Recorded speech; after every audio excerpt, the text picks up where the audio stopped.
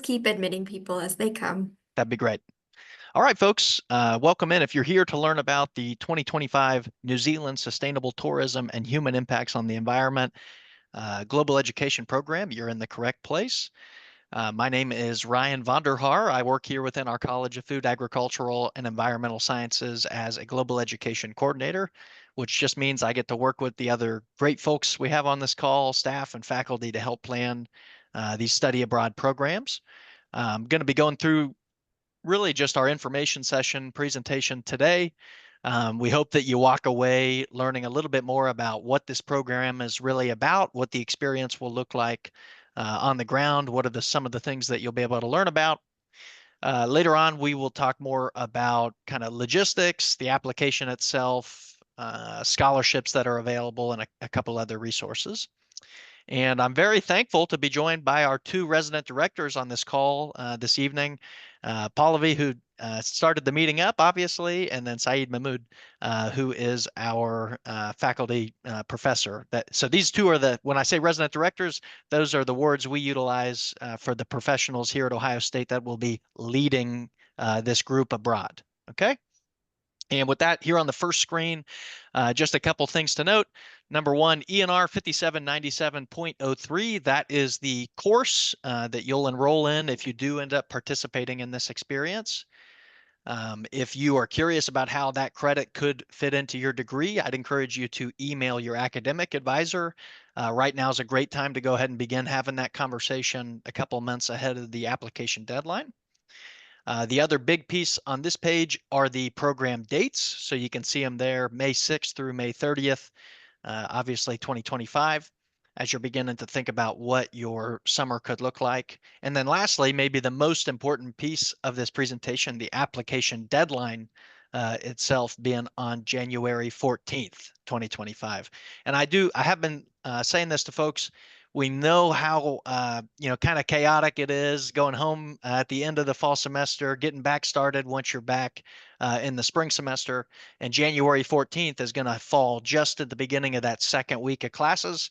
So it's an easy thing that could get jumbled if you're not paying attention to it. So I'd encourage you, set an alarm in your phone, put it on your calendar, whatever that looks like, just so that deadline doesn't catch you by surprise. Okay. And Pallavi, would you mind taking us to the next slide? There we are. Great. So the number one thing for this presentation that is not published yet, but we'll talk about it a little bit more specifically, is the program fee. So when we're talking about global education, one of the major costs for you to keep in mind is the program fee itself. So what is a program fee? I describe that as, where are we going? What are we doing once we get to New Zealand? Okay. So the program fee includes the experiences on the program, the excursions, all of your or most of your in-country transportation outside of getting to and from the airport at the beginning and end of the program, all of your lodging in country on the program dates, and then really quite a few meals. Typically, all of your breakfasts on this program, and then a handful of lunches and dinners are included in that program fee. There's also a mix of meals that are not included where you'll have the opportunity to explore a little bit of New Zealand on your own, whether that be for a lunch stop, maybe on our way to a new location, or for dinners, obviously just places near your accommodation where you'll have some time in the evenings to be able to explore any cuisine you'd like. Expenses outside of the program fee to keep in mind. The two big ones would be tuition. So just like if you were to take accounting over the summer, you have to pay Ohio State for the individual credit hours that you're enrolling in as a part of your experience. So for this program, you'd be enrolling in 3 credit hours. That will vary on the price based on whether you are an in-state or an out-of-state student, just like any other class that you would take. Additionally, the airfare. So that's another big thing to keep in mind for this program. It's definitely around $2,000 is something to keep in mind really for international airfare to and from New Zealand. That's a bigger piece of this program just because of how far, obviously, New Zealand is from the U.S. A benefit of it being individual airfare, so you're purchasing your own airfare as a part of this program, is that you can either obviously travel out early and explore a little bit on your own before the program begins, or at the end of May, after the program concludes, maybe you extend your travel in New Zealand, or take a shorter flight to either Australia or potentially Southeast Asia if you're interested in exploring any of those parts of the world, especially because you've already taken the major flight to get you to that area. A lot of those shorter trips are much cheaper if you are looking to explore while you're over there. So airfare is something to keep in mind. Meals I already talked about. Making sure that you have a passport. So that's a great kind of piece of homework for today. If you don't have a passport, whether you end up applying for this program or not, I would encourage you to either apply for that first time passport or knock out your renewal application. If you're above the age of 16 and applying for a first time passport, it is good for 10 years. So let it be something that, allows you to travel and never something that holds you back. If you are interested in applying for that passport and you're not sure how to knock it out, please just send me an email after today. I'd be happy to work with you to figure out how to get that knocked out here, even around the Columbus area. There's a number of passport facilities that we can help you out with. Lastly, for this program is a visa. I don't really describe New Zealand's visa as a conventional visa. It's really more of a tourist tax, just because it doesn't really take you a long time in order to apply. You're really able to do the application through your phone. They actually have a pretty simple app that you'll be able to use to purchase it. But that is another cost to keep in mind. Everything that I'm talking about, you'll be able to see the 2024 estimates if you log onto the program webpage. You'll see kind of last year's estimates for the program. We will hope to have the 2025 program fee and updated costs published here by the end of November is our plan. Okay. Likely, there's a chance we may re-record this section of the information session just so you see that information. But, and this is the first time I will plug this, and I'll say it a few times in the presentation, the best thing that you can do in order to stay up on information, the published price for 2025, itinerary updates, the best thing that you can do is to open an application for the program. In order to open an application, you'll just head to globaleducation.osu.edu. You'll search New Zealand, and you just click the Apply Now button, and bang, you've already got an open application. That's it. There is no requirement for you to submit an application. There's no financial requirement for you to open an application. It just flags you in our system saying that you're interested in this program and that you would like to, receive updates essentially. I'll talk more about the application later on in the presentation.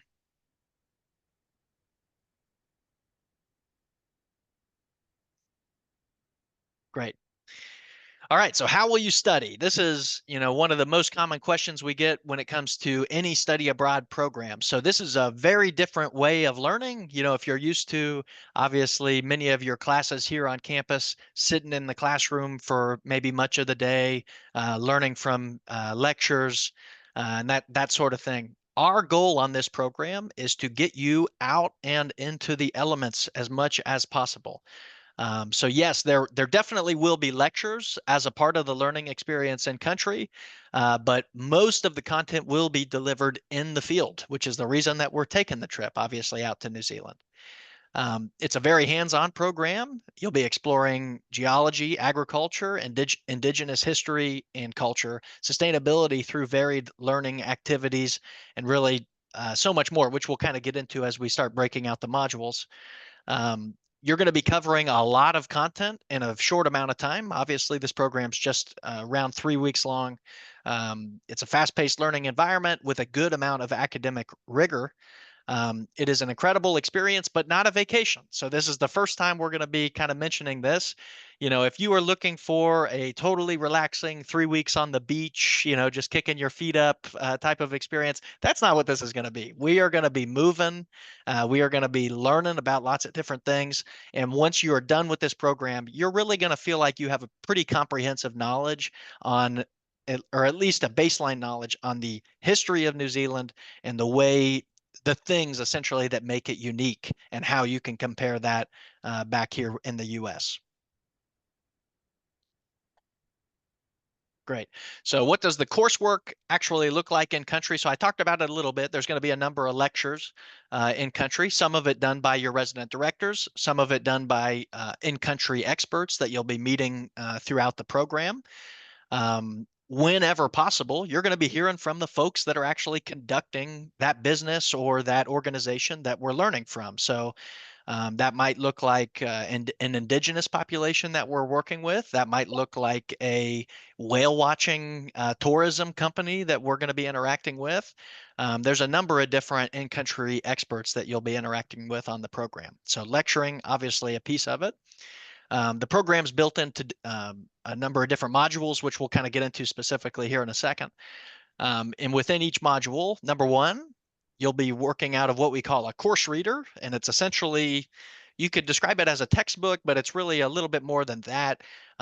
It'll have readings that you'll be knocking out as a part of the program in country. It will have essay questions for you to be knocking out.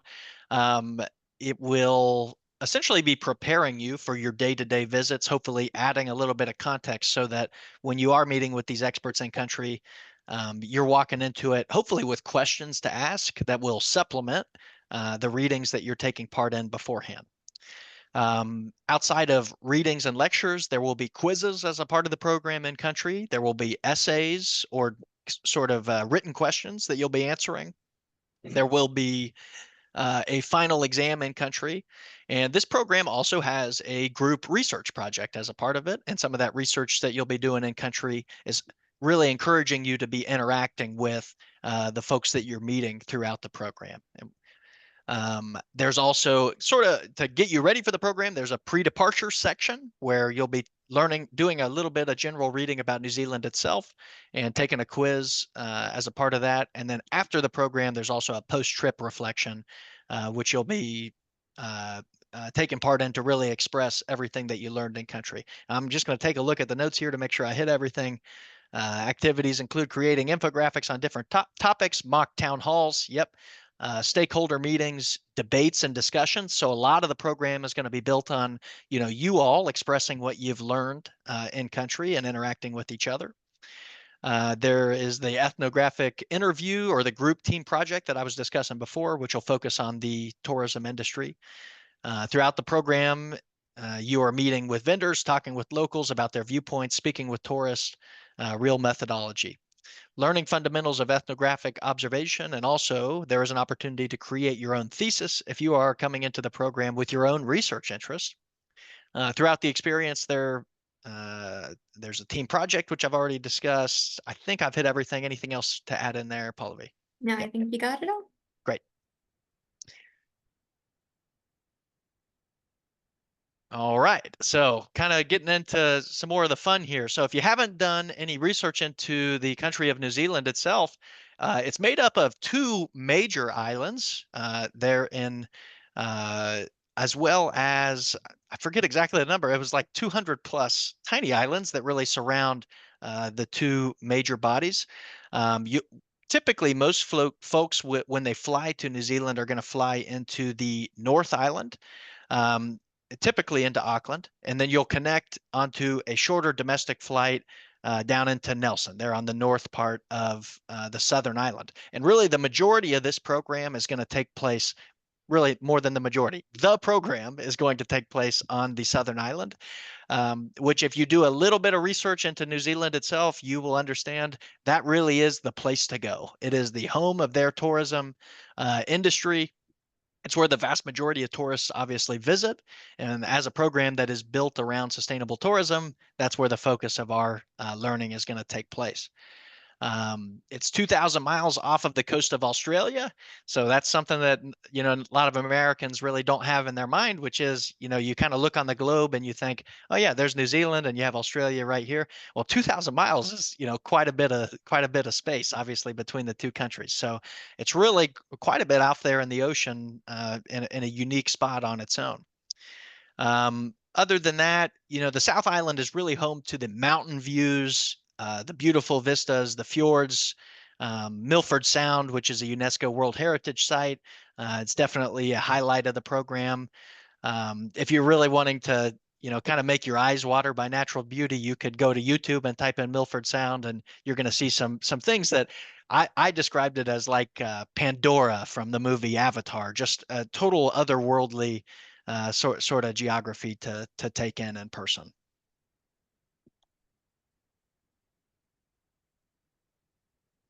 Great. So we're going to begin talking a little bit more about some of the learning modules in country here. So geology and glaciation. The South Island is home to lots of glacial activity. It's also the home to their Southern Alps, which were formed through shifts in tectonic plates. One of the places on the current itinerary is Mount Cook. And if you know anything about New Zealand, it is one of the most famous kind of natural sites within New Zealand, which sits in the Southern Alps. Mount Cook National Park is home to the highest mountains and longest glaciers in New Zealand. It forms the majority of New Zealand's International Dark Sky Reserve, which is a really fascinating sort of subject all on its own, especially for us here in the U.S., where some really in-depth stargazing is not always possible due to just how much sort of light pollution that we have. But really, the dark sky, which is kind of a classification that New Zealand has for a section of its area, is where some of the best stargazing exists anywhere in the world. So that's another kind of cool piece. Would you mind moving to the next slide, Pallavi? Great. New Zealand sits in the meeting of two tectonic plates, like I referenced there on the last slide. That because of this, there is some real tectonic activity that does take place. With that comes positive things like beautiful views. Obviously, that's how volcanoes, many mountains are formed. Some of the best hiking in the world exists in New Zealand because of this, as well as negative things like earthquakes. Right, that's the other things that we as humans kind of understand when it comes to tectonic plates. There have not been any earthquakes during all the years the program has traveled. But one of the first things that you'll do in country is to learn what to do in the event an earthquake were to take place, essentially just like a fire drill or anything else you'd think of when it comes to just making sure we're being safe. As you take a look at some of the photos here, you can see some of the damage that has taken place by earthquakes in the past there in New Zealand, both in human and man-built structures, but also there in the natural landscape. Looking at the divides in the landscape itself, you can see sort of the impact there.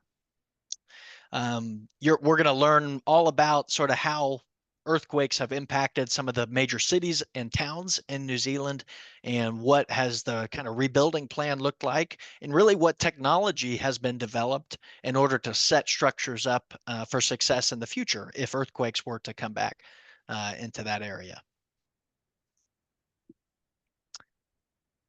Great.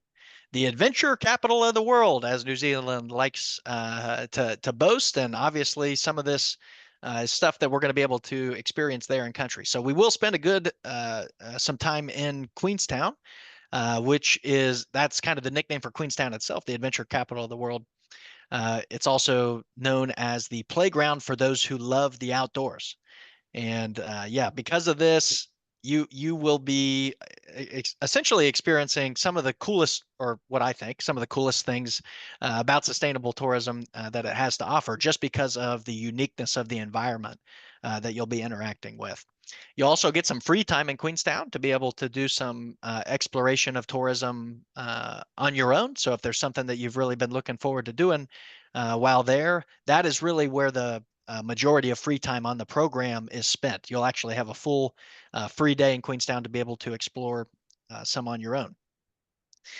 You'll also be meeting with a tourism company whose background is in environmental education and architecture, who focuses on building his company, sourcing responsibly, and conducting business in a way that doesn't negatively impact the environment. You'll be spending time taking a critical look at this, conducting the interviews with the companies, talking to tourists, community members, and looking at perhaps the gaps that exist between the community support of tourism and the investment in infrastructure, such as, and this is the same thing that we deal with obviously here in the U.S. when it comes to infrastructure. What are the not so fun things to talk about when we talk about tourism? Well, waste management, medical care facilities, actual transportation logistics. How do people, get to and from these places that we're talking about? Queenstown is on a journey to be a regenerative destination by 2030. Their philosophy is for you to feel like you are a temporary local when you are visiting. And it really is a lovely place and definitely a highlight for many folks on the program. All right, so our Maori history and culture, definitely really just an interwoven part of the program. The Maori people, when we talk about Indigenous people for New Zealand, we're really referring to the Maori folks. Um, it is a very important aspect of the program, and part of that is understanding and learning about the Maori history and culture, both pre and post colonization.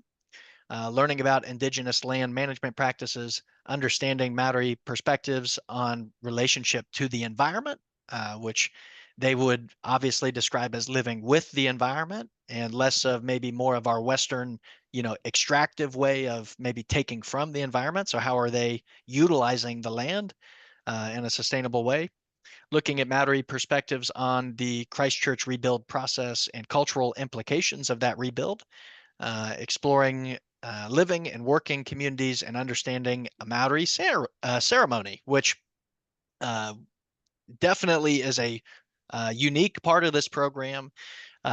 It was from the last time the program run, this was one of the kind of most impactful experiences that students would describe when they were talking about just uh, maybe a cultural understanding. As you're talking about learning about a new culture, these folks are excited to welcome us in, and our Saeed and I can talk about this. Going through the ceremony that we were introduced to in country, it's just they're very welcoming to us, but there was also a certain amount of tradition that is expected for visitors that are going to come and visit the marae, which is kind of their sacred space, their sacred community space. And you can see the maraes here on the both the right side of this picture frame, on the top right and on the bottom right. And that photo on the bottom right is actually one of our groups going through the kind of welcome ceremony, going through all of their sort of honoring of their guests once they've been welcomed onto the property, and then obviously taking a great photo with us there at the end. So this is I described it like this a few weeks ago at our last info session. When here in the US, we have a very different perspective when it comes to our indigenous peoples and our Native American peoples here. And I think one of the best ways to just on its surface describe this difference is, it's almost 50% of the New Zealand government is made up of representatives from the indigenous folks, from the Maori population. And if you compare that to here in the US, right, how many of our elected officials are representing, Native Americans as a whole when it comes to the way we protect our environment, the way that business is conducted here, the way that land is protected? It's just really a night and day difference, and a really pretty fascinating aspect of this program. Okay. All right, so resource management, another extremely fascinating piece of this program. And New Zealand being an island nation on its own, just that fact on its own makes resource management a really interesting conversation. But also, how long humans have even been in New Zealand really impacts what does resource management look like while we're there. So behind tourism, agriculture is a huge contributor to New Zealand's GDP, specifically dairies, lumber mills, and wineries. So we spend time learning about these industries and how resources are managed in the context and what the implications are. We also look at extractive energy. 95% of the country runs on hydroelectricity. We also look at a balance of using the land and sustainability. How is this similar to and different from the US? So kind of similar to the conversation we were just having. This is like a fascinating, really subject. And when you, especially when you get into kind of the uniqueness about New Zealand itself, how humans have only been there for, several hundred years, not even, thousands of years, like most places in the world. The way that animals were even introduced to New Zealand, You see some cows obviously focused there on the top right side. There were no cows, in New Zealand before humans arrived. And we'll kind of get into that here on the next few slides. But their lumber industry, the way trees are able to grow in their climate, invasive species control, which we'll get into here, just all of that are pretty major elements, especially for the locations we're traveling through on the southern island.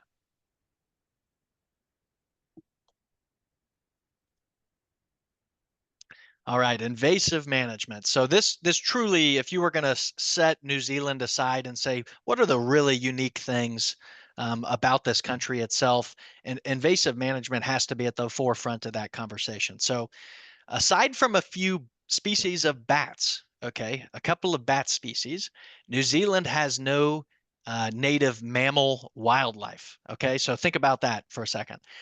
A couple hundred years ago, the first Maori people navigated the Pacific on some canoes and found their way to New Zealand. On that first trip, there were, maybe not the first trip, but on one of those trips, some rats actually that were living aboard these canoes were the first walking mammals to step foot outside of humans onto New Zealand. So you're like, well, what was there? What was in New Zealand, right? Before humans got there, before other mammals were introduced? Birds. New Zealand has an extremely unique bird population because when New Zealand first separated as a country and as a country, as an island, and pushed itself away from the other major continents, there were no, it was so long ago that there were no walking mammals, or maybe there were that obviously died out. And through uh, evolution, the birds that existed there in New Zealand, or that found their way to New Zealand, since it was not a landlocked uh, location, birds filled all of those natural sort of lines that most mammals would typically fill. So some of those birds being the Haast eagle, which is one of the largest birds that has ever existed on Earth. Think of like the largest bald eagle that you can think of. This Haast eagle would be 4 or 5 times larger, able to pick up humans, walking around. The moa, which is essentially like an emu or an ostrich, but maybe twice as big. If you're Googling some of these things to understand what these birds look like. I use those as examples because really, because there was no large mammal population, these birds were everything. They were the food source for the first humans that arrived there in New Zealand. And actually we'll learn a little bit more about how the Maori population hunted the moa to extinction and kind of the implications of that in country. So I'm getting way off course when we're talking about invasive management.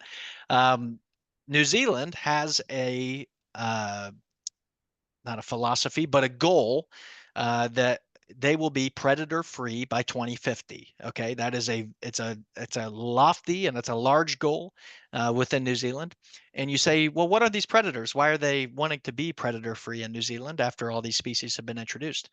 Well, going back to what we were first talking about, there's such a rich and diverse bird population of unique bird species in New Zealand that because we now have rats and Australian possums, which you'll get to learn more about, and domesticated dogs and domesticated cats, all of these predators meaning domesticated dogs, cats, rats, all sorts of things that eat eggs, that eat bird eggs, right? They're impacting the indigenous bird population by quite a bit. So there is this huge philosophy in New Zealand to try and rid the major islands of mammals in order to protect these endemic bird populations. So there's a whole conversation around this.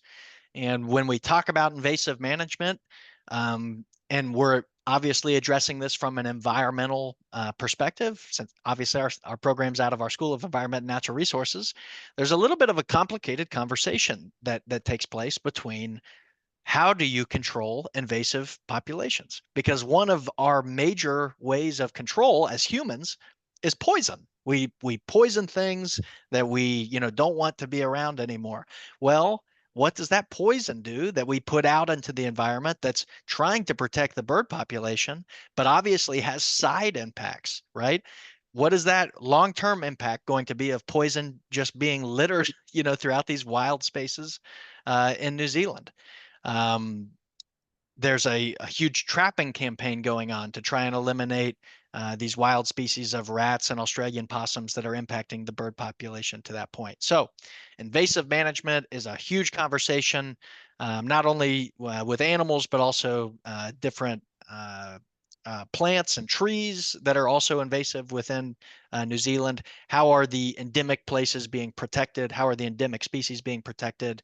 And what's the balance? So as we talk about invasive management, there's a lot of different elements to it, and it's another one of those that's sort of a thread that's woven throughout the program. Okay. All right, so those were really the modules on the of the program itself. Just to talk a little bit more about funding and then application / next steps here. I'm going to talk through a few funding sources. So number one, this is probably one of the most common ways students will help fund their experience is our folks that are have completed or are completing the second year transformational experience program. So the STEP program. As a Ohio State approved study abroad, this program is typically always approved for STEP students in order to use their transformational experience programming funds. If you are a STEP student and you are interested in using your STEP funds for this program and you have any questions about it at all, please reach out to me.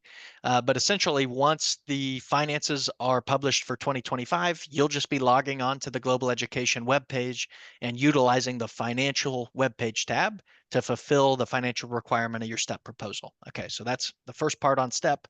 Please reach out if you have questions on that. Outside of STEP, I want to go through our scholarships really quickly.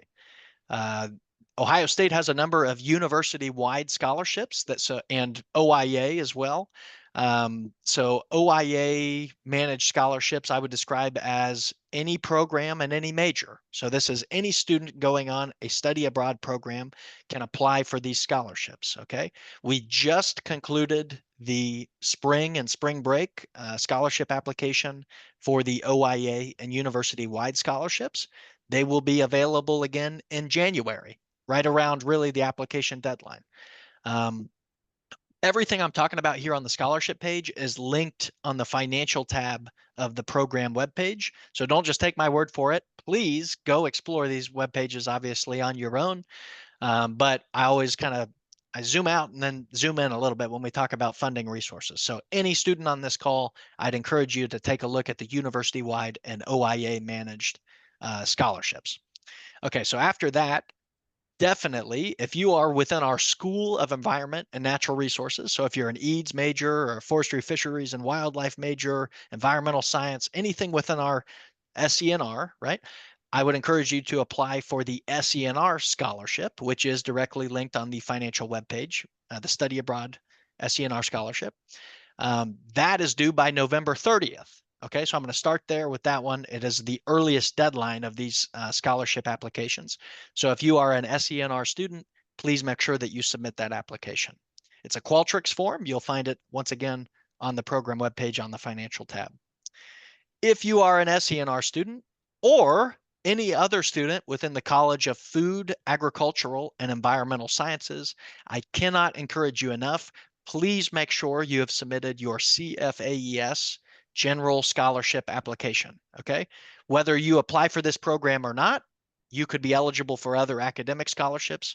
But if you do apply for the New Zealand program, you need to make sure you have that CFAES General Scholarship application on file in order to be eligible to receive a study abroad specific scholarship, okay? So that's CFAES specifically and SENR. If you are a major outside of CFAES and SENR, please make sure that you look into your college's specific scholarship process for study abroad. If you actually go to the grants and scholarships webpage, once again, linked on the financial tab of the program webpage, you'll be able to see all of the study abroad scholarships that are broken out by college. And I'm assuming, yeah, Paulie's probably pulling this up for me, which is terrific. Great.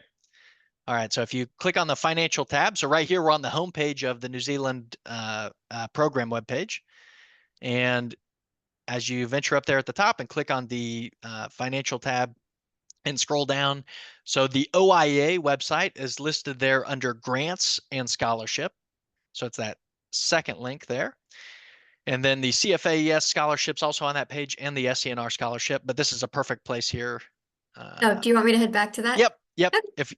Just for a second, so we can show folks where. So if you just click the drop downs on the OIA and the university wide scholarships, we'll start here, but you'll see there's a number of different funds. Okay, so please take a look through these funds. If anything applies to you, if you're served by any of these offices, please make sure that you're looking into the scholarship that aligns with it. And then if you scroll down just a little bit more, Pallavi, and click the colleges drop down. Right here, you can see all of the colleges at Ohio State that have study abroad specific scholarships. Take a look at that program webpage, whichever college you're a part of, and look into their eligibility requirements to see if their money can follow you on a CFAES program. Okay, so those are the two definitely big places I'd encourage you to look at. And then if you keep scrolling down on here, Pallavi, you'll see government scholarships. And I always want to mention this. If you have a Pell Grant as a part of your financial aid package, okay, and you probably know if you do, but if you're not sure, log into your Buckeye link, take a look at your financial aid package and see if Pell Grant is listed on it. I would love to help you knock out a Gilman International Scholarship application. It's only available for students planning to study abroad with a Pell Grant as a part of their financial aid package. I have served as a reviewer for this federal scholarship before. I'd love to chat with you about your scholarship application and help you out with the essay if you do need it. So please reach out to me if I'm talking to you, essentially. Can you scroll down a little bit more for me, Pallavi? Great. And then lastly on this page is external funding links. So essentially this is non-university affiliated scholarship web pages. There's a couple of scholarship search engines on here. I always describe it like this. If you were the type of student in high school where your parents maybe were encouraging you to fill out as many scholarships as you can as you're applying for college, those exist for study abroad as well. It just takes you taking the time to do the research, read through the eligibility requirements, and obviously applying if anything on there is interesting to you. Okay. I think that's it for this web page. Beyond the OIA scholarship page, always also want to mention the Honors and Scholars Enrichment Grant here at Ohio State. And you can just type that into Google and it'll come up, Ohio State Honors and Scholars Enrichment.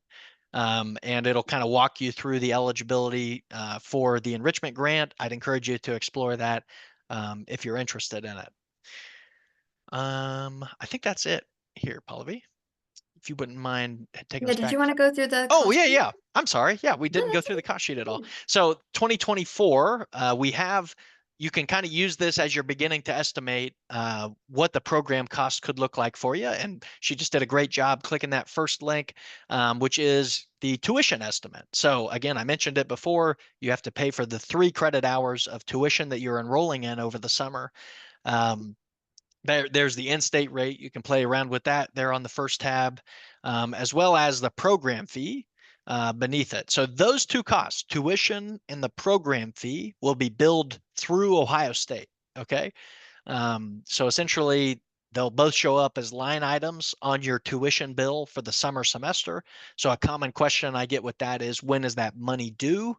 It is due 7 days prior to the start of the summer term. Okay. Just like your fall tuition was due, just like your spring tuition will be due. This money is also eligible for the tuition payment plan. So if you're interested in breaking it up into a number of payments, you're able to opt into that. If you want to learn more, I'd encourage you to Google Ohio State tuition payment plan. It's actually pretty easy to opt into it if that's something that interests you. Beyond those, international health insurance is zero on this website because it is included in the program fee. So you are enrolled in international health insurance as a part of you being enrolled in this program. The Ohio State Global Education application fee. So that's $150. You pay that at the time you submit your application. So like I said before, there is no commitment at all to open an application, to just show us that you're interested, that you want to learn more. Please feel free to open an application.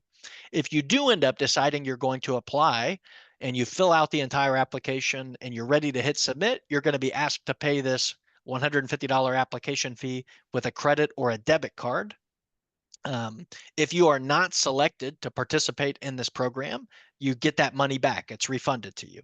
If you are accepted into the New Zealand program, you'll then be given the decision whether to commit or decline your acceptance to the program. And that is considered your first cost for studying abroad, is that $150 application fee. Beneath that is the OIA administrative fee. That is just a fee charged to any student doing any sort of study abroad at Ohio State. I compare it to your student organization or your rec center fee. It's just your fee for utilizing the services of the Office of International Affairs. If you scroll down a little bit more for me, okay, here we get into the out-of-pocket section of the program, and this is really helpful as you're just budgeting. What does it really in total look like for me to have this experience in New Zealand? So number one is the airfare, like I mentioned before. There at the top, that's going to be one of your significant costs when it comes to getting to and from New Zealand. So begin thinking about a plan for that. I will say this is the average, or this is the rate that we take based off of conventional flights on the dates of the program. I definitely have had students pay less than this. If you're a thrifty flyer and you're looking for, just the best deal, you're able to, typically you can find a little bit of a better price than this, but this is a good estimate as you're looking to get to and from New Zealand. Excuse me. Rooming on the program is all included, like I mentioned before, so that cost is zero for the accommodations on site and country. Board, if you've ever heard the phrase room and board, board is our word for food. So that's a general out-of-pocket estimate for meals on your own as a part of the program. We get this rate by using the federal government's per diem rate, which essentially is the amount the government will pay an employee to live and eat in a location when they travel there. So the reason I describe it like that is this is a range. If you eat out 3 meals a day, for the entirety of the program, you'll definitely get up to and maybe even past this number.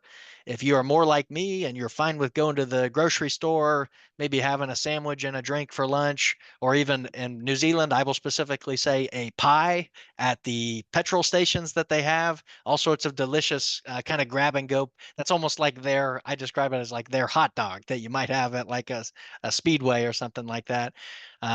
You're going to save quite a bit of money. So it really depends on, who you are. What does your diet look like?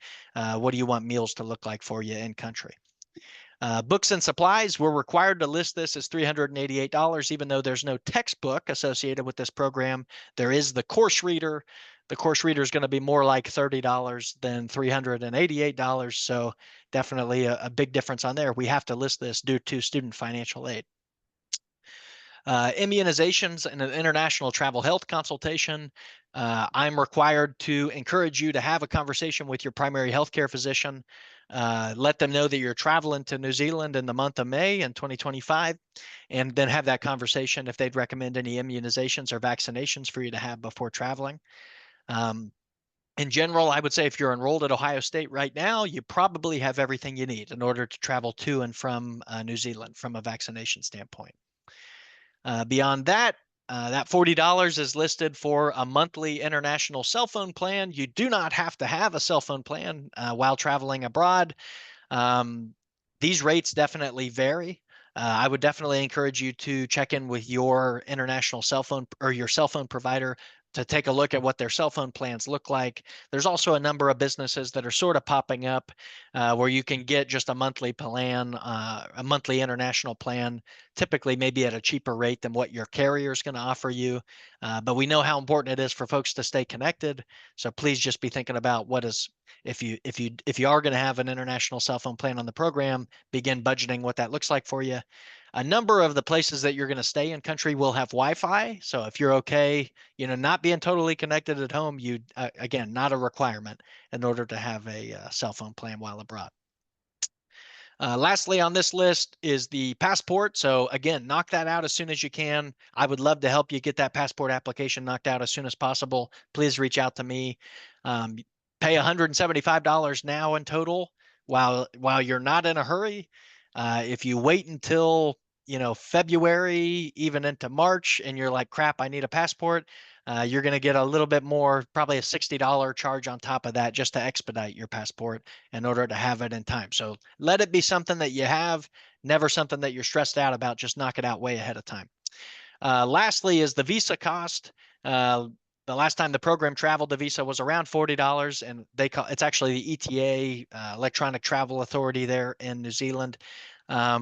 It's gone up, which I was a little disappointed to see. They have raised the price on their tourist tax, as I describe it. It's going to be more like $100 going into this year. But again, this will be something that we will keep you updated on. And it's not something you'll have to figure out on your own. I will work with you through the ETA or the visa process so that we can encourage you to be all ready to travel by the time the program takes off. But another cost for you to keep in mind, that's an individual expense that you'll need to take care of while participating in the program. Okay.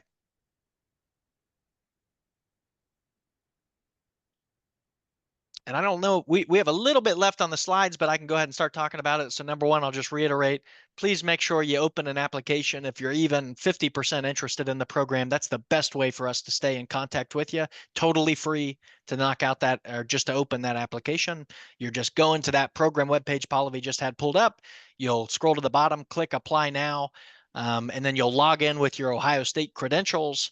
And then you're done. Your application is open. You can forget about it for a little bit, but I'll have your information. And the day that that program fee is published online, you'll get an email from me letting you know that the 2025 costs have been published, and you'll be able to explore it as soon as you can. Outside of the application itself, please make sure you get that submitted by January 14th at midnight. So another common question, the application is closed as soon as it is January 15th. If you need to think about it like that, it is open the full day of January 14th until midnight. If you're going to apply, I would say do not wait until midnight. This happens all the time. There'll be some sort of issue, maybe with payment or the application itself, where it might get you delayed. If you know you're going to apply, just begin on that application and have it submitted. I'd even encourage you a few days before the deadline. Outside of the application, just one other thing to mention, this program does utilize, we call them group interviews. So the students who apply for the program, we'll pull everybody together, kind of get you scheduled in about groups of 5, and we'll just have an opportunity essentially to meet you outside of your application, ask you a little bit more about why are you interested in the program? How's it going to impact your long-term career and academic goals? And you'll have an opportunity to learn, more from us about the program and ask any questions you may have before any acceptances or decisions are made. After decisions are made, if you are accepted to the program, you'll be emailed an acceptance letter from me. Within that letter is going to be all of the important information about the program that we've talked about. And that will start a window on your end. You'll have 10 days if you are accepted to the program to decide whether you are going to commit to the program and join us there in New Zealand in May of 2025, or you still then have the opportunity to decline if you're no longer interested at that point. Okay. And I think I've covered it all. I feel like I'm losing my voice at this point, but please let us know. If you have any questions, utilize the chat or you can come off mute, but I will be stopping the recording.